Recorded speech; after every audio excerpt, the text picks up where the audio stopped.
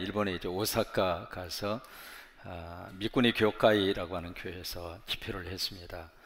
일본말을 잘해서 간 것이 아니라 일본말은 딱 두어 마디 해요. 아리가또 고자이마스. 사요나라. 더 이상 진행하면 곤란합니다. 그래서 집회를 하는데 참 인상적인 것이 하나 있었어요. 뭐냐면 주일 예배에 참석하신 분들이 오후 예배 그대로 참석했어요. 딱 한 사람 가고.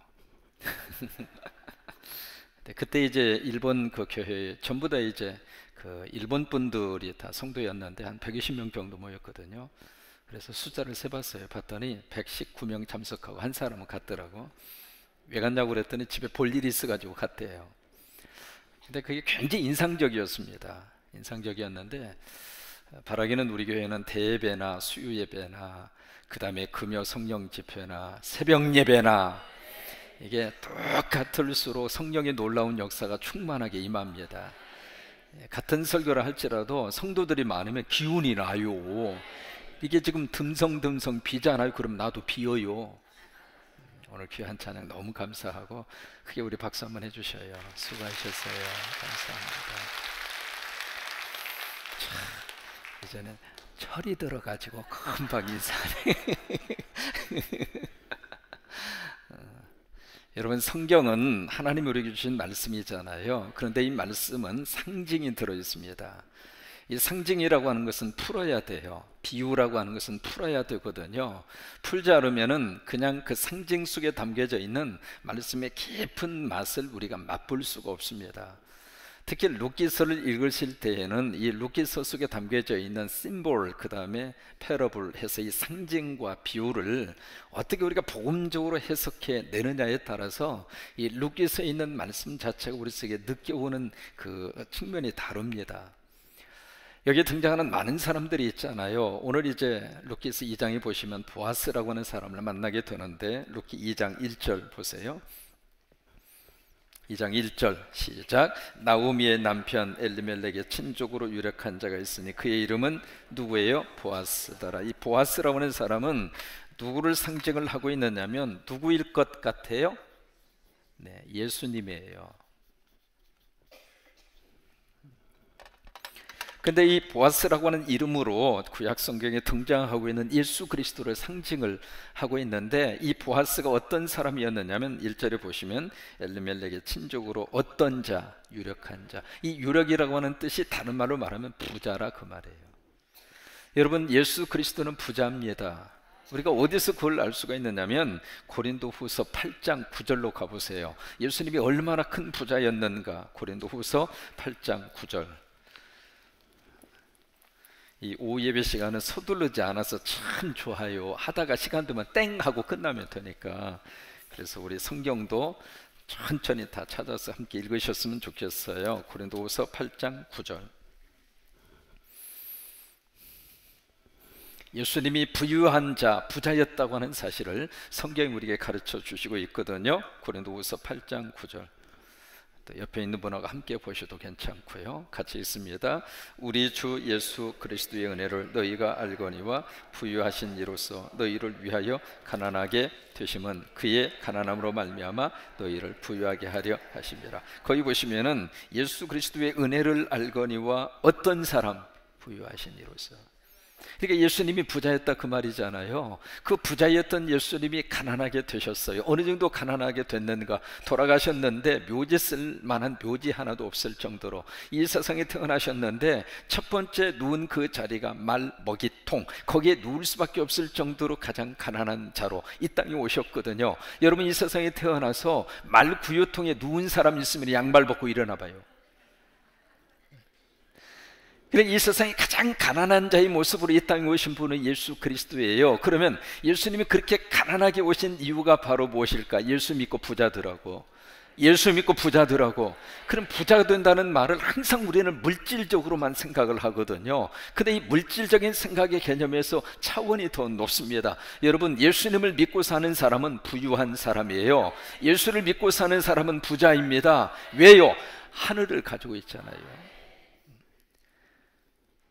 적어도 이 세상에 있는 모든 것을 창조하신 분이 예수님의 아버지시고 성부 하나님이시고, 그 성부 하나님이 오늘 예수 그리스도를 통해서 우리의 아버지가 되시거든요. 그러면 이 세상의 모든 것이 다 누구 겁니까?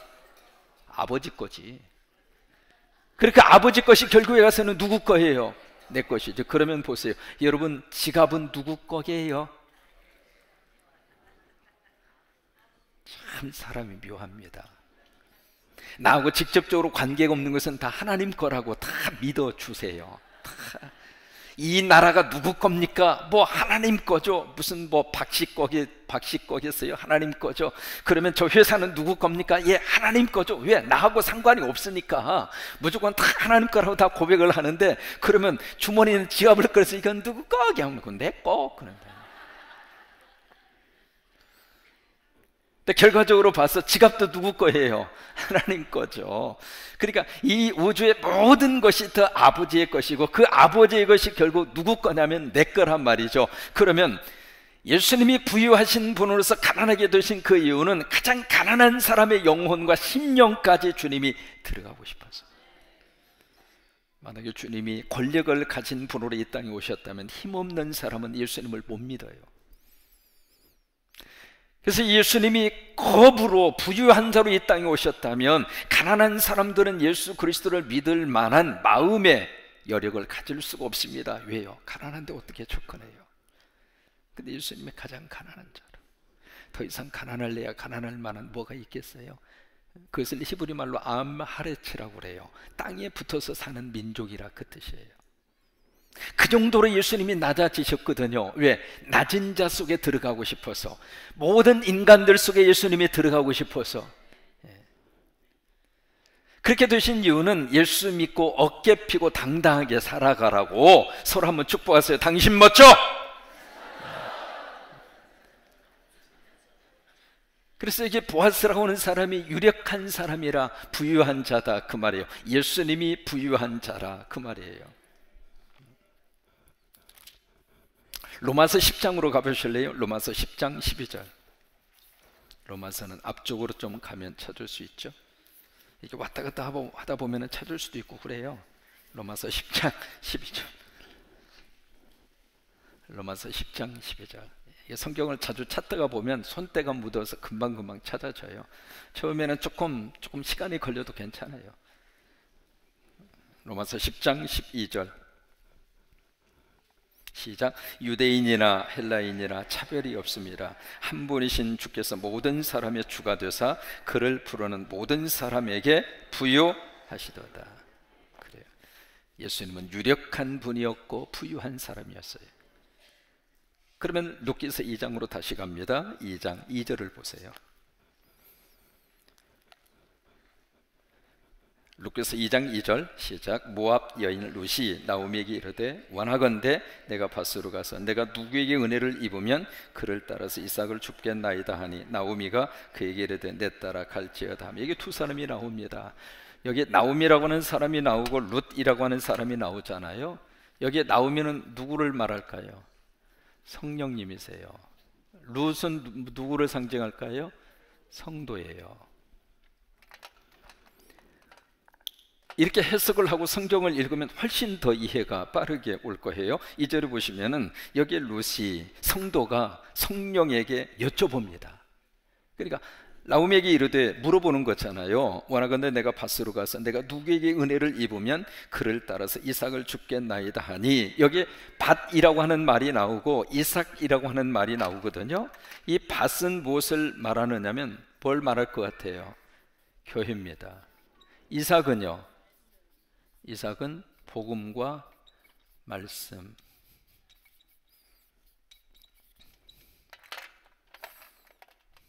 그러면 2절에 성도가 누구에게 물어요?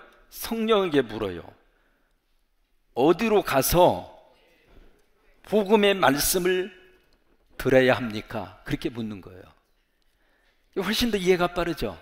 그러니까 단순히 어떤 이삭을 줍는 사건으로 끝나면 말씀의 일차적인 의미밖에는 몰라요. 그러나 이것을 상징적인 의미를 복음적으로 해석하면 이렇게 이제 말씀의 연결고리가 이어질 수 있는 거죠. 근데 여기서 한 가지 우리가 생각할 것이 바로 뭐냐면, 성도가 아무데나 가서, 아무 교회나 가서 말씀을 듣고 복음을 우리가 얻기를 바라는 것이 아니라, 이 룻이 나오미에게 물어요. 여러분, 성도는 성령에게 물어야 돼요. 물어야 답을 얻을 수 있습니다. 묻지 않고 아무데나 간다, 그거 아니에요. 성도가 성령에게 물어요. 성령님, 어느 교회 섬길까요?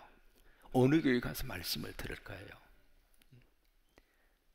왜냐하면 지금 이 밭이라고 하는 이 자체가 아무 밭이나 우리가 갈 수가 없어요. 지금 하도 이상한 세상이 돼서, 미안합니다만은 목사들 중에서도 이상한 목사가 있어요. 저는 이상하지 않으려고 그래요. 이상한 목사도 있어요. LA에서 이제 목회를 하다 보니까 별 사람 다 봤어요. 뭐냐면 김포공항, 옛날에 김포공항 타고 해서 비행기 타고 왔잖아요. 비행기 타고 오면서 목사 됐대야. 한국에서 이제 아는 분이 오셨어요. 용산제일교회 신부를 했는데, 거기에 집사님이 집으로 어떻게 찾아가지고 와서 너무 반가워가지고, 아이고 집사님 어떻게 여기까지 왔어? 그랬더니, 목사님 조용히 드릴 말씀이 있어요 그러더라고. 그래서 왜 그랬더니, 저 목사예요 그러더라고. 아니 당신 언제 목사 됐어? 그 양반 신학한다는 이야기를 내가 들은 적이 없거든요. 근데 목사가 됐대. 형 언제 됐어? 그랬더니 됐어요 그러더라고. 이게 아무데나 가서 우리가 이삭을 줍는 게 아니에요. 물어야 돼요, 성령에게. 여러분, 믿음의 성도는 성령보다 앞서가면 안 됩니다. 성령님에게 물어보고, 성령님에게 여쭤보고, 성령님 어떻게 할까요? 물어온 다음에 밭을 찾아가야 되고, 그리고 복음의 말씀을 들어야, 그래야 거룩한 역사가 나타날 수 있습니다. 여러분, 믿음 생활 잘하려면 세 가지, 네 것이 있어야 되는데, 첫째가 내 교회. 모든 교회가 다 있습니다만 그 모든 교회가 다 내 교회가 될 수가 없잖아요. 여러분, 모든 집들이 다 있지만 그 집 가운데 내 정이 가고 사랑이 가고 내 집이 최고잖아요.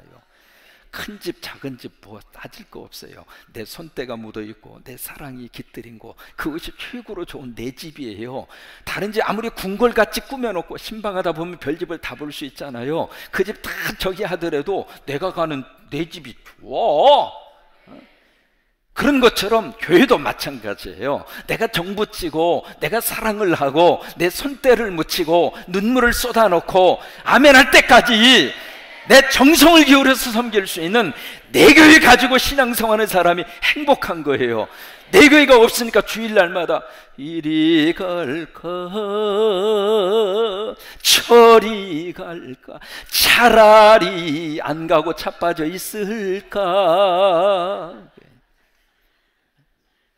영어로 스트리트 처치 멤버들이 많아요. 길거리 교인들이 많다 이 말이에요. 교회는 가고 싶은데 갈 교회가 없어요. 그래서 내가 지금 어느 교회를 내 교회로 삼고 섬길 것인가 성령에게 물어보고, 성령님의 응답을 받고, 그래서 등록한 다음에는 어디 가지 마요. 그냥 있어요. 왔다 갔다 하지 말고 정신사나워. 그냥 등록하고 그 다음 주에 저희 가서 또 등록하고, 하나님도 볼 때 헷갈려. 도대체 어느 소속이냐 이 말이요. 뭔가 응답을 주고 싶은데 한참 찾아보니까 저 교회에 있었는데 없어. 어디 가나 싶었더니 또 저희 가서 쳐 빠져 있는 거예요. 왜 그래요? 왜 이렇게 막 왔다 갔다 하느냐고, 정신사납게. 여러분, 그렇게 하지 마시고 한번 딱 정했으면 아버지가 오라올 때까지 있어요. 거기서 하나님을 섬기고 예수님 만나고 은혜 받고, 그리고 신앙생활 하는 거지. 제가 30대 초에 이민교회를 맡았잖아요. 그냥 혈기왕성할 때. 그때는 머리숱도 많았어요. 지금 제가 뽀시압을 한 겁니다. 참고적으로. 내일 새벽에 오시가지고 목사님 머리 어디 갔어요? 묻지 마요. 30대 초에 팔팔한 제 얼굴이 괜찮은 얼굴이에요.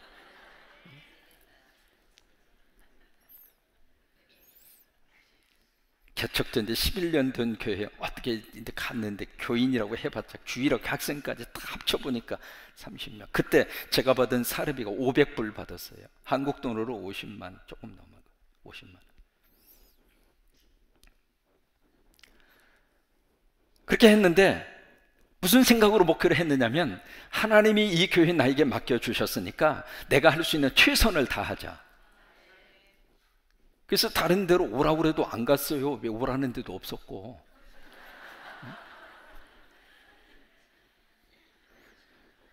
하나님이 나에게 맡겨주신 목양의 현장이라고 믿으면 거기서 그냥 있는 거지. 그냥 여기 조금 목회하다가 머리 쭉 빼고 날 오라는데 없나 하고 이러고 쳐다보고 자빠져 있으면 그 목회가 되겠느냐고요. 안 되잖아요. 그런 것처럼 내가 믿음 생활을 바르게 하고 행복하게 하려면 딱 뿌리를 내리고 성령에게 물어보고 성광교회 섬겨라. 아멘. 그럼 와서 딱 등록했으면 가지 마요.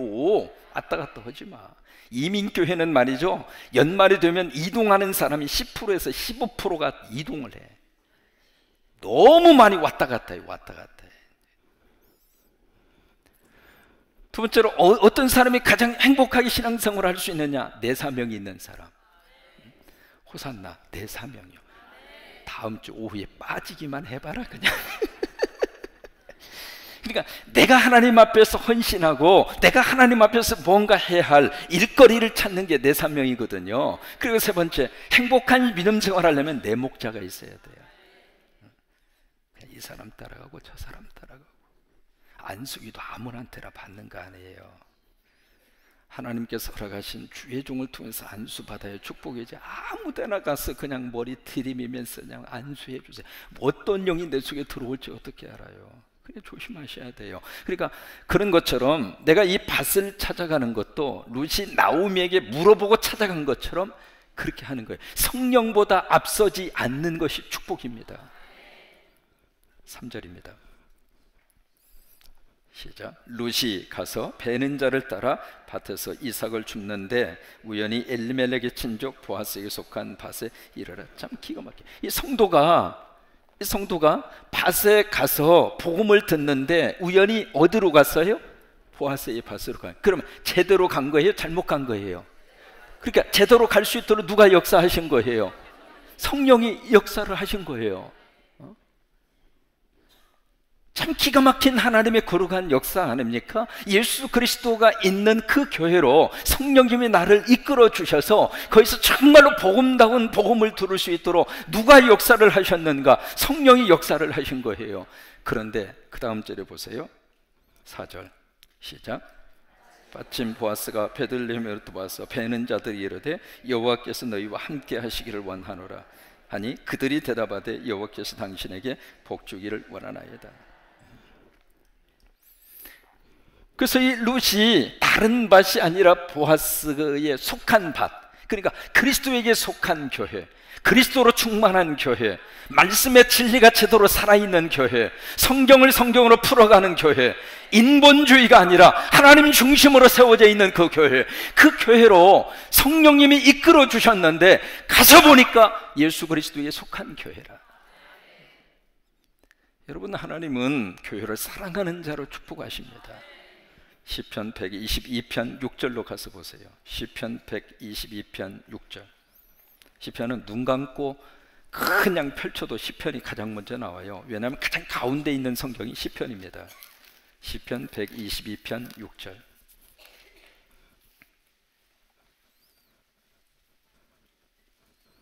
시편 122편 6절. 시작. 예루살렘을 위하여 평안을 구하라. 예루살렘을 사랑하는 자는 형통하리로다. 여기 예루살렘이 교회입니다. 교회를 위하여 평안을 구하라. 교회를 사랑하는 자는 형통하리라. 그렇게 해석해도 무난합니다. 여러분, 교회를 사랑하면 하나님이 축복하셔요. 교회를 사랑하면 하나님이 형통하게 만들어 주세요.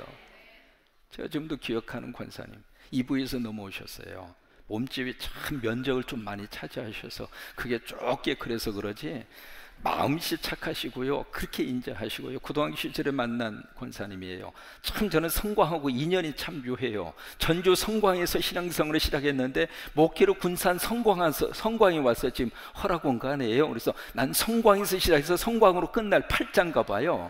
어쨌든 감사한데 그 군산 성광교회에서 이부에서 오신 권사님이 참 이게 저녁 때 해가 이렇게 질 때쯤 되면은 그때 무슨 의자가 있습니까? 전부 다 마루바닥이었잖아요. 마루바닥인데 맨 밑에 이렇게 쭉 되어져 있는 예수께서 맨 앞으로 오셔가지고 멍석을 하나 딱 깔고 그 권사님이 딱 누워서 그때부터 기도를 해요.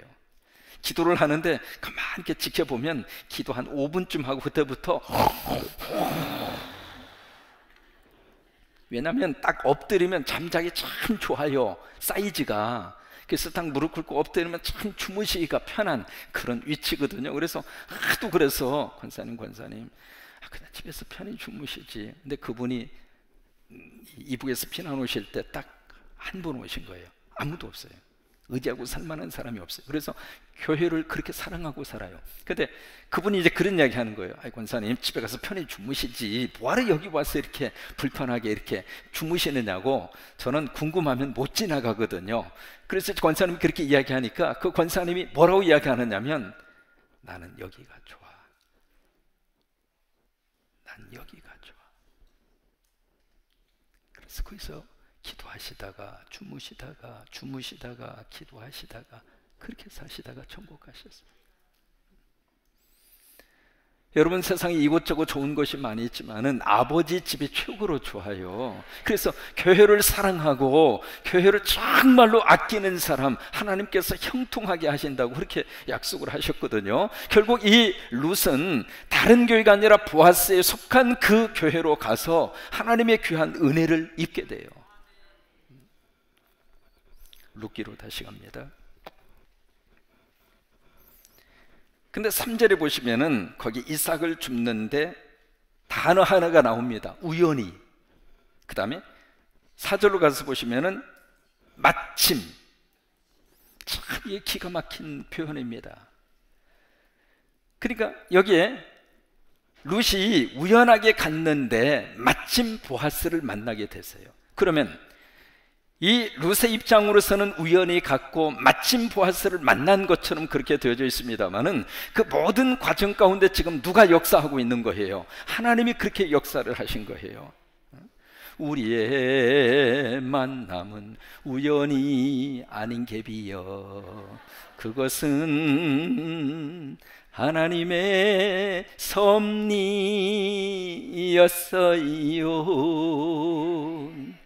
그러니까 여기 지금 우연히 마침 거기에 간 것처럼 그렇게 표현하고 있지만은 하나님이 역사하신 거예요. 하나님이 만나게 하신 거예요. 하나님이 우리를 맺어주신 거예요. 하나님의 차목사와 여러분들을 하나로 만나도록 누가 역사를 하셨는가? 하나님이 떼매시고 여러분과 저를 만나도록 하나님이 역사하셨다고 믿으시면 아멘! 그 믿음으로 우리가 만나야 행복한 거예요. 부부도 마찬가지입니다. 어떻게 하다가 이 인간 만나서 자식놈 탁 앉혀놓고 하는 말에, 야 이놈아 내 평생 결정적인 순서는 네 애비 만난 것이다. 그러면 그걸 듣는 아기가 은혜를 받겠어요? 이런저런 것들이 많이 있습니다만은 현재 부부로 돼서 살고 있는 이 모든 과정 속에 하나님이 역사하신 거예요. 하나님이 만나게 하신 거예요. 하나님이 아내로 만나게 하셨고, 이때 남편분들이 크게 아멘해야 오늘 저녁 메뉴가 달라집니다. 하나님이 내 아내를 만나게 하셨고, 하나님이 내 남편을 만나게 하셨고, 하나님이 차목사를 만나게 하셨고, 하나님이 여러분들을 만나게 하셨고, 그래서 여러분 모두가 소중한 거예요. 마침 우연히. 그건 우리의 생각입니다. 우리 생각에는 미처 하나님의 거룩한 뜻을 이해할 수 없기에 우연으로밖에는 생각을 못하고 마침으로밖에는 표현할 수 없는 것뿐이에요. 그러나 그 모든 과정 속에 누가 계시는가? 하나님이 계셔요. 하나님이 역사하시고, 하나님이 인도하시고, 하나님이 이끌어 주시고. 되게 이제 결혼 주례를 부탁해 보시면은 저는 메리지 카운슬링을 안 하면 주례를 안 합니다. 참고적으로 말씀드려요. 아무리 급하시더라도 저는 메리지 카운슬링을 해야 제가 주례를 하지, 주례를 위한 주례는 안 합니다. 처음부터 그랬어요. 그 카운슬링 하는 이유가 있습니다. 뭐냐면 가장 중요한 결혼식을 앞두고, 제가 이제 결혼식장에 가서, 한국 와서 가장 적응하기 힘든 것 중에 하나가 결혼식장 가서 주례하는 거예요. 가서 보면 어느 예식장을 가든지 제가 느낀 게 하나 있습니다. 마이크 시스템이 엉망이야. 왜 그럴까? 설교 길게 할까 봐서. 또 하나는 한 장 주례를 하고 있으면 와서 막 쿡쿡 쑤셔요. 내가요 메모지를 2번이나 받은 적이 있었어요. 안약에서. 거기 가서 이제 주례를 하고 있는데 옆에 도우미가 와가지고 처음에 문자를 메모지를 줘서 이렇게 보내면 빨리 끝내주세요. 근데 그때가 주례를 시작하고 딱 15분 지났을 때 메모지가 한 번 올라왔어요. 저는요 주례 쌈박하게 합니다. 전 그렇게 길게 안 해요. 제가 주례사 아무리 길어도 11분에서 12분밖에 안 걸리거든요. 그래서 주례 부탁을 하는 거거든요. 전 눈치 없이 길게 안 해요. 제가 눈치가 9.5단인데 거기서 뭐 이렇게 길게 이해하고 길게 안 하거든요. 근데 15분 지났는데 메모지가 올라왔어요. 빨리 끝내달라고. 그러더니 5분 지나니까 또 메모지가 또 올라왔어요. 빨리 끝내달라고. 그러더니 3번째는 와서 내 이걸 잡아당겨. 빨리 끝내라고. 나 별걸 다 봤어. 여러분 가능하면 아버지 집에서 혼례를 치우세요. 아버지 집처럼 좋은 데가 어디가 있어요. 여기서 하면은 우리가 통성기도도 해주고 설교는 3분 만에 끝내버리고 그리고 그냥 찬양으로 마음껏 축복하면서 서두를 필요도 없고 그리고 밀려서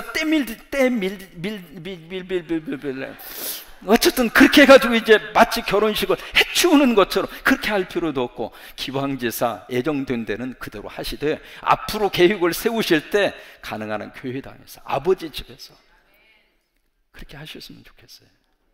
내가 왜 얘기하느냐면 메리지 카운셀링 하면서 꼭 하는 말이 있습니다. 뭐냐면 하나님이 왜 이 아내와 남편으로 만나게 하신 줄 아느냐고.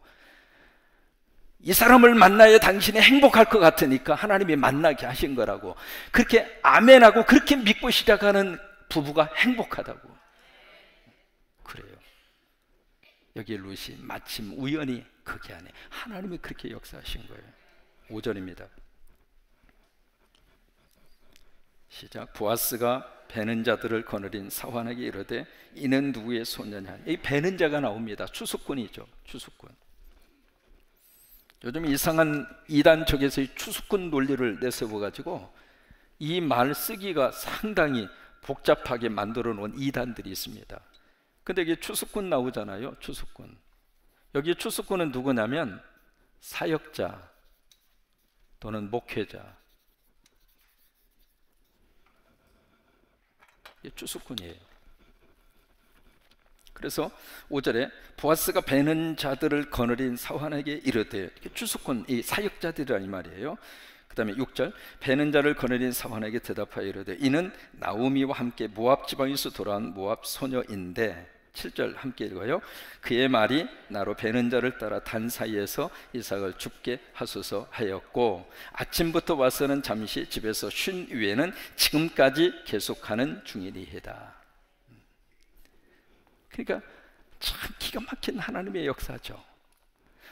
하나님 떠나서 모압 지방에서 너무 힘들었잖아요. 그래서 회개하고 베들레헴으로 왔어요. 베들레헴으로 왔는데 하나님께서 이 성도를 어디로 이끌어 주셨는가? 예수 그리스도가 있는 교회로 이끌어 주셨어요. 그 교회에서 하나님의 말씀을 듣게 하신 거예요. 여러분, 우리 성도들은 하나님 말씀을 들어야 살아요. 하나님 말씀 듣는 것이 최고로 행복한 거예요. 하나님의 말씀을 붙들고 사는 것이 최고로 인생을 성공적으로 사는 거예요. 제가 수원에 있는 교도소 사역을 좀 했었어요. 용산 지역에 심호할 때. 그때 그 수원 교도소에서 함께 예배에 참석하신 분들은 전부 다 무기수 아니면 사형수입니다. 나머지 분들은 그 예배에 참석도 못해요. 같이 이렇게 가서 예배를 드리면 두 가지를 느낄 수 있습니다. 하나는 찬송가가 짧으면 신경질 부려요. 길게 좀 하지 짧게 한다고. 두 번째, 설교가 짧으면 무슨 놈이 이런 목사가 다 있어, 그런 표정입니다. 설교 좀 길게 하라고. 왜냐하면 끝나고 가면 감방이에요. 거기 있는 게 행복한 거예요. 근데 거기 있고 싶은데 자기 의사대로 있을 수가 없잖아요. 예배 인도하는 목사가 길게 하면 좀 오래 있을 수 있는 거고, 예배 인도하는 목사가 짧게 하면 끝나고 어디로 가야 돼요? 그래서 저도 설교를 길게 하려고요. 왜? 여기 있는 시간에 행복하니까. 참 하나님의 거룩한 역사입니다. 그래서 여기서 다시 한번 7절을 보세요. 그의 말이 나로 베는 자를 따라 단 사이에서 이삭을 죽게 하소서 하였고, 언제부터? 아침부터 와서는 잠시 집에서 쉰 외에는 지금까지 어떻게 해요? 로마서 12장으로 가서 봅니다. 로마서 12장 11절. 로마서 12장 11절.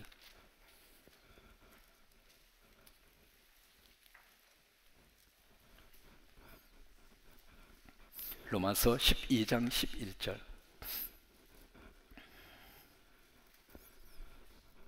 시작. 부지런하여 게으르지 말고 열심을 품고 주를 섬겨라. 그러니까 아침부터 지금까지 쉬는 것 외에는 열심으로 이 사역을 한 거예요. 이삭을 주었다는 이야기는 그만큼 사역을 충실하게 했다 그 말이에요. 여러분, 하나님이 열심을 주실 때 그 열심 가지고 우리가 최선을 다하셨으면 좋겠어요. 얼마나 큰 결과를 만들어내느냐, 그건 우리 몫이 아닙니다. 하나님의 몫이에요. 우리가 할 수 있는 것은 최선을 다하면 돼요. 최선을. 제가 이제 이거 달고 앞으로 나오니까 참 재밌어요. 왜 재미냐면 여러분들 얼굴을 가까이서 보아서 재밌고, 또 하나는 성경만 가지고 설교할 수 있어서 너무 재밌어요. 그렇다고 이게 쉬운 건 아니에요. 진짜 원고 보고 하는 것보다도 힘들어요. 그런데도 앞으로 이걸 하고 싶은 거예요. 왜냐하면 여기다가 내 모든 걸 쏟고 싶은 거예요. 오늘 시간에 우리 김은혜 자매가 지금 와 있는데, 같이 새벽기도 하면서 열심을 내던 우리 자매가 시집을 간다고 와서 내가 너무 행복해요. 옆에 있는 친구가 신랑이요? 잘생겼네. 아이고 감사해요. 참 저렇게 예수 그리스도를 순박하게 순진하게 이렇게 믿던 친구인데, 어느 날 갑자기 내가 간다니까 눈물을 2방울 흘려주더라고. 근데 알고 보니까 또 우리 신랑 되실 분이 군산 분이라고? 군산 분이라고. 그래서 몰래 여기 와서 예배를 참석했대야. 그랬어요? 그래가지고 김은혜 자매가 신경질 나가지고, 왜 우리 목사님인데 당신이 먼저 뭐 그랬는지를 안 그랬는지 모르겠지만 어쨌든, 근데 가만히 보니까 분위기를 보니까 나중에 시집 가서 여기 올 것 같아요. 미리 박수 한번 해줘요.